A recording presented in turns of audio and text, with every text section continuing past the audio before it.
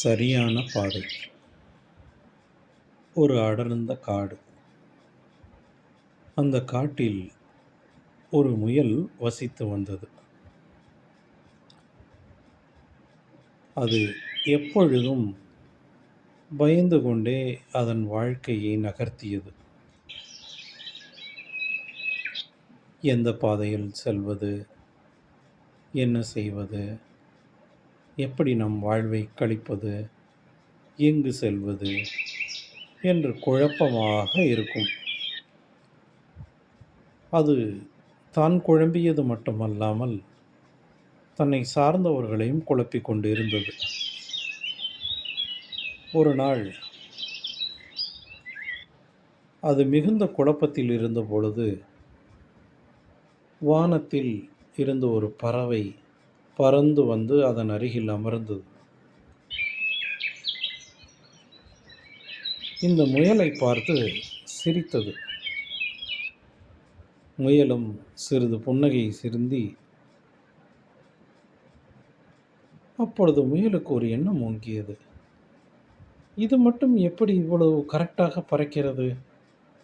சரி, நாம் இதை பறவையிடமே கேட்டு தெரிந்து கொள்வோம் என்று முயல் பறவையிடம் கேட்டது.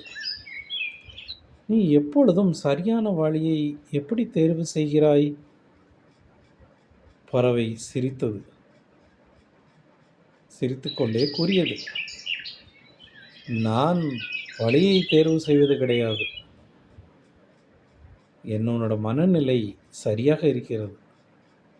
அதனால் நான் தவறான திசைக்கு போவதில்லை என்றது. இதை கூறிவிட்டு பறவையும் பறந்து விட்டது. முயல் மனதில் ஏதோ ஒரு மாற்றம். என்ன செய்வது? பறவை கூறியது சரிதானா?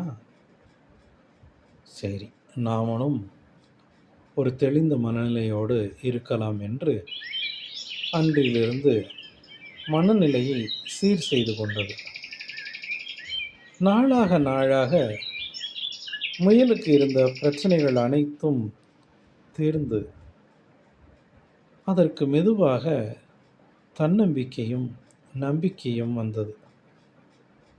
முயல் சந்தோஷமாக வாழ்ந்தது.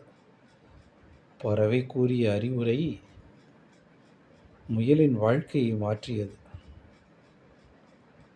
அதுதானே கதையின் கருத்து கூட. சரியான மனப்பாங்கு இருந்தால் வாழ்க்கை எப்பொழுதும் நம்மை தவறான பாதைக்கு கொண்டு போகாது.